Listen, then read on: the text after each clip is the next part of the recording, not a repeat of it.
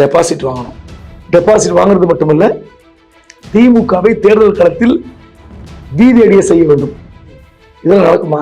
நான் கொங்குவின் மகன் அப்படின்னு சொல்ற எடப்பாடி மற்ற எல்லா இடத்தையும் விட கொங்குலதான் கடந்த தேர்தலில் ஆட்சி இழந்த போதும் அங்கேதான் அதிக தொகுதியில் ஜெயிச்சோன்னு சொன்ன எடப்பாடி அதே பகுதியில் நடக்கிற ஒரு தொகுதியில தேர்தலை புறக்கணிக்கலாமா? பதுங்குறாங்களா அதிமுக இதுல பின்னடைவை சந்திக்கிறாங்க. ஈரோட்ல வெற்றி தோல்வி பத்தி கவலையப்படக்கூடாது. திமுக பண்ற அராஜகத்தை பாருங்கன்னு கிருஷ்ணகிரியில, நாகப்பட்டினத்துல, திருநெல்வேலியில, மதுரையில, கோயம்புத்தூர்ல மீட்டிங் போட்டு பேசணும். மக்கள் கிட்ட அதை எடுத்துட்டு போகணும். இதுதான் சார் அரசியல். நீங்க என்ன பிரச்சாரம் செய்தாலும் ஆளுங்கட்சி எதிர்கட்சியை சுலபமாக வீழ்த்தி விடும். பாருங்க, நீங்களாம் எதிர்ப்பு இருக்கு, நீங்க அதிருப்தி இருக்குதுங்க, ஊழல்னு சொன்னீங்க. உழவுக்கு அப்புறம் ஆளுங்கட்சி இவ்வளவு பிரமாதமா ஜெயிக்குதுன்ற ஒரு தோட்டத்தை, பிம்பத்தை கட்டமைப்பாங்க. விக்கிரவாண்டி செக்மெண்ட்ல இந்த இஷ்யூக்கு பயந்து ஓடிட்டார். ஓகே, அப்ப ஈரோடு எலெக்ஷன்ல ஏன் ஒரு கண்டெஸ்ட் பண்ணல? அதுக்கு என்ன காரணம்? டெபாசிட் பேருங்கிறது தான். தோல்விதான் வரும். நிச்சயமாக தோல்விதான் வரும். அதுக்கு நீங்க வெக்கப்பட்டுனா போகுது. உங்களுடைய ஆளுமையை காட்டுங்க. படுதோல்விங்கிற தோல்வியாக்குங்க. கடந்த முறை கிட்டத்தட்ட 40,000க்கு மேல டிஃபரன்ஸ். அது ஒரு 10,000 ஆக்குங்க. அதுவே எடப்பாடிக்கு கிடைச்ச வெற்றி இல்லையா சார்?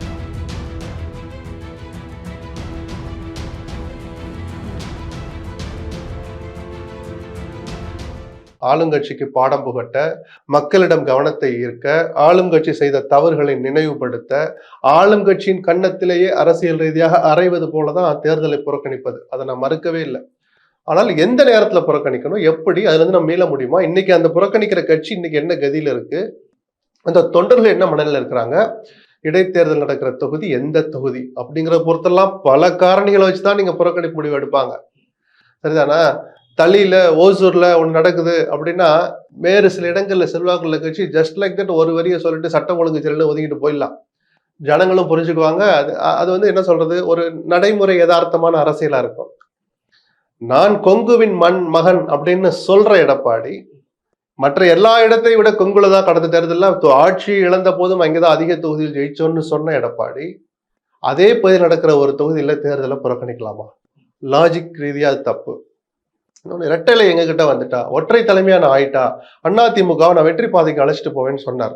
அது அவருக்கு கீழே இருக்கிற 2ஆம் கட்ட தலைவர்கள், மாவட்ட செயலர்கள், மற்ற மாவட்ட நிர்வாகிகள் நம்பினாங்க. உங்களை அதனாலதான் பொதுச் செயலர் ஆக்குனாங்க.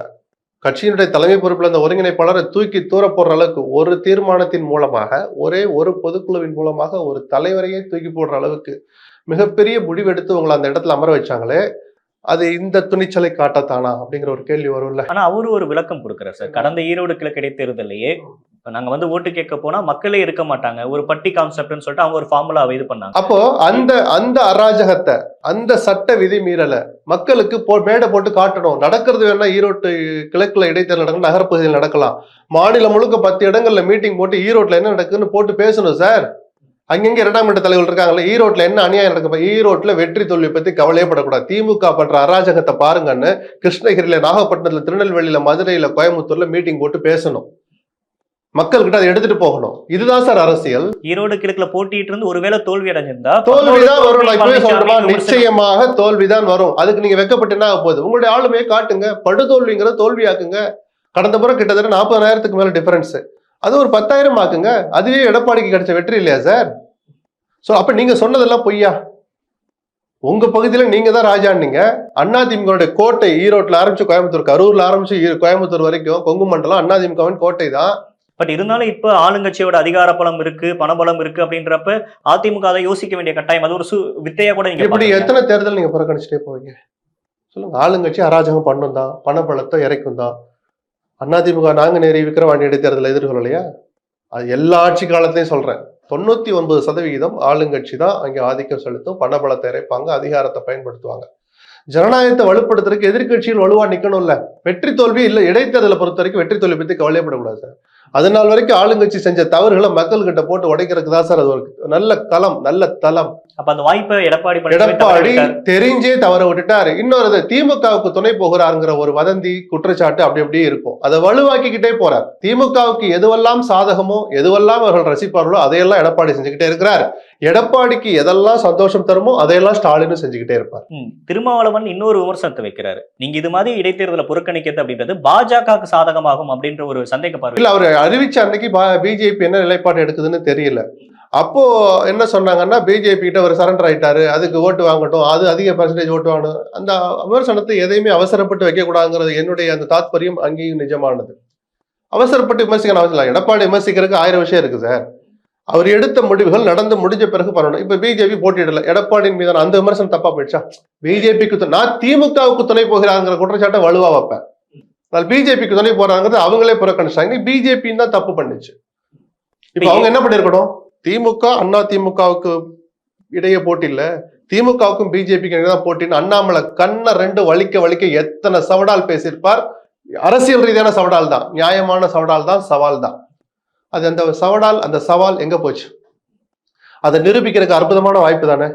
எதற்காக நீங்க இந்த புறக்கணிப்பை எடுத்தீங்க? சட்டம் ஒழுங்கு சரியில்லை, மக்கள் காதுல பூ சுத்துற வேலை. சட்டம் ஒழுங்குக்கும் தேர்தலுக்கும் ஒரு இடைத்தேர்தலுக்கும் சம்பந்தமே இல்லை. அந்த சட்டம் ஒழுங்கு சரியில்லைன்னு இடைத்தேர்தல்ல ஈரோட்டுல மேடை போட்டு பேச வேண்டிய ஒரு வாய்ப்பை நீங்க ஏன் தவிர்த்துட்டு ஓடுறீங்க? அப்போ அண்ணாமலையும் திமுகவுக்கு துணை போகிறாரா? கேள்வி வரும், விமர்சனம் வரும்.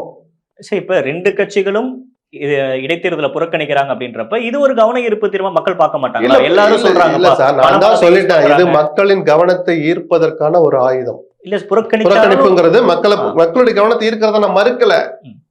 அது இன்னொரு ஆங்கிள் வச்சு பாருங்க. சரி, ஒருத்தர் புறக்கணிச்சார், மக்கள் கவனிச்சாரு, பிஜேபி தன் கடமையை செய்யணுமா இல்லையா? இப்ப நாம் தமிழர் என்ன பண்ண போறான்னு ஒண்ணு இருக்கு. விஜய் போட்டியிடலன்னு அறிவிச்சுட்டு நினைக்கிறேன். அவரு எங்களுடைய இலக்கு 26 தாங்கிறாரு. அது அப்புறம் விவாதிப்போம், தனியா விவாதிக்க வேண்டிய விஷயம். சீமான் இப்ப என்ன பண்ணணும்னா, 2 பேரும் அரசியல் ரீதியாக தவறோ இல்ல என்னை போன்றவர்கள் விமர்சிக்கிறோமோ இல்லையோ, அண்ணா திமுக பிஜேபி என்கிற 2 பெரும் கூட்டணிகள், திமுகவுக்கு மாற்றான 2 பெரும் அணிகள் தேர்தலை புறக்கணிச்சு. சீமான் என்ன பண்ணணும்னு நான் விரும்புறேன் தெரியுமா? அவரும் புறக்கணிக்கணும். ஒட்டுமொத்தமா புறக்கணிச்சா திமுகவின் கன்னத்தில் அரைந்தது போல ஆகும். அரசியல் ரீதியா நான் சொல்லுவேன், திமுக வெட்கப்படணும். ஏன்னா ஜனநாயகத்தை வளர்ப்பியல். இப்போ அசம்பிளிலே பாத்தீங்கன்னா எதிர்த்தரப்பு பூரா காலியா இருந்தா வெறும் திமுக மட்டும் பேசிட்டு ஏற்போர் ஆமன்க இல்லை என்போர் எதிர்ப்பு அப்படின்னு சொன்னா என்ன ஆக்வர்டா இருக்காதா? அவங்களே கூட்டி வந்து கொஞ்சம் உள்ள வந்து உட்காருக்கம்பாங்க தோழமை கட்சிகளை. அது மாதிரிதான் இந்த விஷயமும். சீமானும் புறக்கணித்தால் திமுக வெட்கி தலை குனியணும். பதுங்குறாங்களா அதிமுக இதுல பின்னடைவை சந்திக்கிறாங்க. கிழக்க பொறுத்த வரைக்கும் 2016 அவங்களே ஜெயிச்சிருக்கிறாங்க, அவங்க பெல்ட் அப்படின்னு சொல்றாங்க. அப்ப ஏன் அங்க போட்டியிடல அவங்க? வட தமிழகம்ங்கிறது பொருந்தாது. வட தமிழகத்துல எடப்பாடி தான் பார்லிமெண்ட்ல ஸ்ட்ராங்கா இருக்கிறாரு. விக்கிரவாண்டி செக்மெண்ட்ல இந்த இஷ்யூக்கு பயந்து ஓடிட்டார். ஓகே, இந்த 10.5 இஷ்யூக்கு பயந்து ஓடிட்டாரு. ஓகே, அப்ப ஈரோடு எலெக்ஷன்ல ஏன் ஒரு கண்டெஸ்ட் பண்ணல? அதுக்கு என்ன காரணம்? அப்ப டெபாசிட் போயிருங்கிறது தான். என்ன சார் எப்படி சொல்றீங்க? எங்க அச்சோ ராஜா அம்மானமா போறாருன்னு ஒரு குழந்தை தான் உண்மையை சொல்லிச்சு. ரவீந்திரன் துரைசாமி தான் டெபாசிட் போயிருன்னு தான் அவர் பதுங்கிட்டாரு. கொங்கு மண்டலத்திலே அவர் ஓடிட்டாருன்னா டெபாசிட் போயிருங்கிறது தான். 38% அவர் அவர் அணி அங்க கொங்கு மண்டலத்தில் ஜெயிக்கும் போது கண்டிப்பா நான் அதுல தோத்தேன். நான் ஒத்துக்கிடுவேன். நான் கொங்கு மண்டலத்திலும் ஸ்டாலின் தான் ஸ்வீப் பண்ணுவாருன்னு 2021 சொன்னேன். முத 200 சீட்டு ஸ்டாலின் வருவாருன்னு சொன்னேன். கொங்கு மண்டலம் என்னை ஏமாத்திட்டு ராசா வெடிகுண்டை தூக்கி வீசிட்டாரு. நான் நினைச்சேனா அப்புறம் அந்த கலப்பு திருமண அந்த பெண்கள் சொத்து உரிமை அதையும் அந்த நம்ம சுவராஜ்யா டீம் அவங்களும் அதை பிரச்சாரம் பண்ணி இது பண்ணிட்டாங்க. எனிவே மற்ற எல்லாமே சரியா இருந்தாலும் கொங்கு மண்டலத்தில் நம்ம கருத்து அதுல தவறா போயிடுச்சு. அந்த கொங்கு மண்டலத்துல 2021 ஈரோடு கிழக்குல நான் வெள்ளாள கவுண்டர் ஜாஸ்திங்கும் போது திமுக அணி ஜெயிக்கிறாங்க. அதுல 38% வாக்குகள் அதிமுக அணியில யுவராஜா தமிழ் மாநில காங்கிரஸ்ல வாங்குறாரு. இடைத்தேர்தல் வருது. இடைத்தேர்தல்ல பாஜக அதிமுக சேர்ந்து நின்னும் 25% வாக்கு தான் எடுக்கிறாங்க. அப்பவே அத பூத் வைஸ் அனலைஸ் எடுத்து அண்ணாமலை கிட்டையும் BJP strategic team Modi Amit Shah எல்லாத்திட்டையும் கொடுத்து எடப்பாடிக்கு பிற ஜாதிகள் மத்தியில எதிர்ப்பு இருக்குது.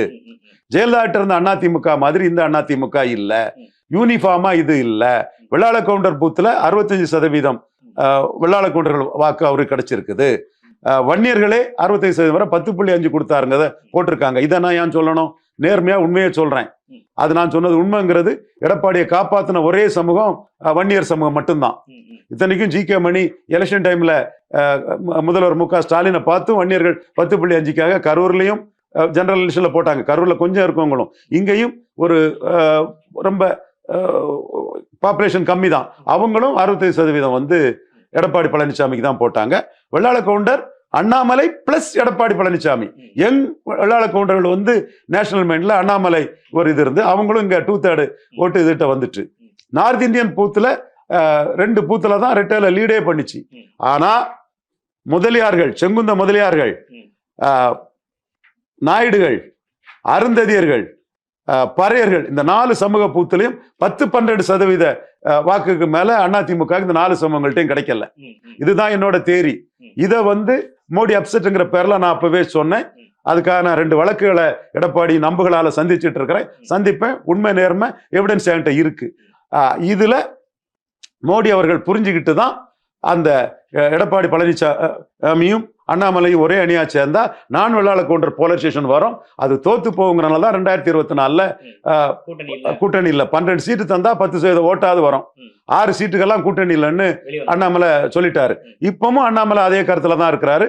அப்ப அதிமுக கூட்டணி வேணும்னா 117 117 இல்லைன்னா இருக்காதுங்கிறதான் வரும். அது இப்போ கூட்டணி பற்றி இல்ல. எடப்பாடியும் பாஜக மைனஸ்ன்னு தான் போறாரு.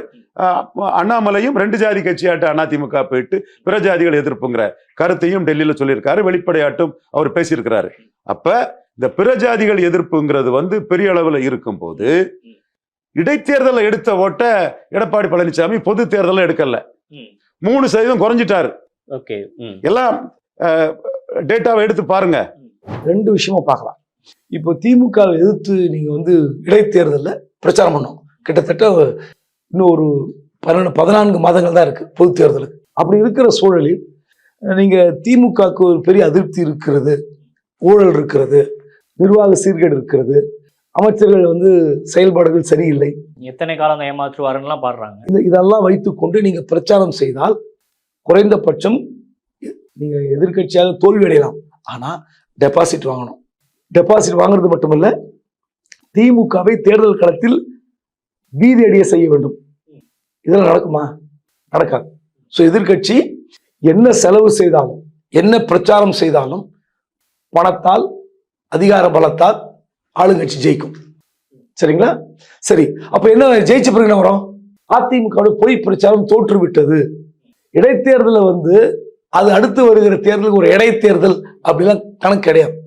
ஸோ அதனால நீங்க என்ன பிரச்சாரம் செய்தாலும் ஆளுங்கட்சி எதிர்கட்சியை சுலபமாக வீழ்த்தி விடும். இந்த கணக்கெல்லாம் நீங்க என்ன சொன்னாலும் எடுபடாத சூழல்ல நீங்க என்ன பண்ணலாம்? இப்போ அதிமுக நிக்க வைக்கணும், நின்று போராடணும். உண்மைதான். கண்டிப்பாக ஒரு எதிர்கட்சி இலக்கணம் எவ்வளோ பெரிய மோசமான பவர்ஃபுல்லான கட்சி, சாம தண்ட தான பேதத்தை மீறி செலவு செய்கிறது, அட்ராசிட்டி செய்துனா கூட நின்று ஃபைட் பண்ணலாம். ஆனா பிரச்சனை என்னன்னா பெரிய பொருள் செலவு வீணாகும். இதுல என்ன கொடுமைனா கடைசியில டெபாசிட் இழக்கும். அது 26க்கு அஃபெக்ட் ஆகும். அதுக்கப்புறம் பாத்தீங்கன்னா பாருங்க, நீங்களாம் எதிர்ப்பு இருக்கு, நீங்க அதிருப்தி திருதுனீங்க, ஊழல்னு சொன்னீங்க, அமைச்சர் செயல்பாடு இவ்வளவுக்கு அப்புறம் ஆளுங்கட்சி இவ்வளவு பிரமாதமா ஜெயிக்குதுன்ற ஒரு தோட்டத்தை பிம்பத்தை கட்ட வைப்பாங்க. அப்ப என்ன பண்ண முடியும்? அதுக்கு நீ என்ன வேணா விமர்சிங்க, என்ன வேணா சொல்லிங்க, நாங்க ஒதுங்கிறது பெட்டர். சரி, நாடாளுமன்ற தேர்தல் முடிஞ்சோடனே பிரதான எதிர்க்கட்சி நாங்க தான், அதிமுகவுடைய நாங்க வாக்கு சதவீதத்தை உயர்ந்திருக்கோம் அப்படின்னு பாஜக பேசினாங்க, அண்ணாமலை அவர்கள் பேசினாங்க. ஆனா அவரும் இந்த தேர்தலில் நான் போட்டியிட மாட்டேன் அப்படின்னு விலகி இருக்காரு. இது எதை குறிக்குது? அவரும் அதே காரணம் சொல்லியிருக்காரு. ஆமா, திமுக அராஜ ஆட்சகத்தை நாங்கள் என்ன பண்ண முடியும்? ஒன்றும் பண்ண முடியாது, அதனால புறக்கணிங்க. ஏங்க, அராஜகம் செய்தால், அட்டுழியம் செய்தால், ஊழல் செய்தால் எந்த இடத்துல நின்று நீங்க சந்திக்கணும்? தேர்தல் களம். அதற்கான சரியான இடம் தேர்தல் களம். நீங்க அங்க நின்று போய் பிரச்சாரம் பண்ணுங்க. நீங்க தோக்குறீங்க, ஜெயிக்கிறீங்க. எங்க அதிமுக பாஜக எந்த கட்சியும் என்ன பண்ணும்? மக்கள் மத்தியில மேடை போட்டு சொல்லணும். அப்போ யோசித்து பாருங்க, ஆளுங்கட்சி விட எதிர்கட்சிகளுக்கு பிரிண்ட் மீடியா, எலக்ட்ரானிக் மீடியா கொஞ்சம் ஃபோக்கஸ் பண்ணும். ஏன்னா மக்கள் என்ன நினைப்பாங்க? பார்த்தீங்களா, வெறும் ஆளுங்கட்சி பேசுறதே காட்டுறாங்க, வெறும் ஆளுங்கட்சி சொல்லுவது மட்டுமே காட்டுறாங்க, எதிர்கட்சியெல்லாம் காட்ட மாட்டாங்க. பயம் வரும், மீடியாவுக்கு ஒரு அழுத்தம் வரும்.